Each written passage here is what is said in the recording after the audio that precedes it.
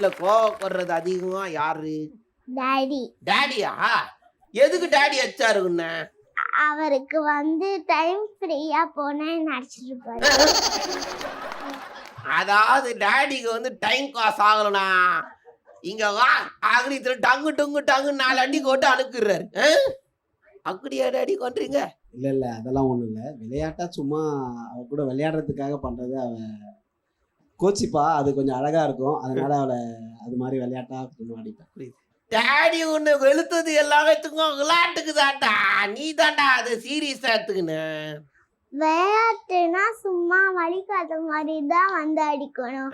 ஆனா அவர் நிஜமா அடிக்கிற மாதிரியே அடிக்கிறாரு. விளையாட்டு அடி கூட ரொம்ப வலிக்குதுன்னு சொல்றியா நீ? டாடி கிட்ட நீயே கேளு, ஏன் இப்படி கொன்றீங்க டாடின்னு. நான் கேட்டு பார்த்தேன். என்ன சொன்னாரு? அவர் முறைக்கிறாரு.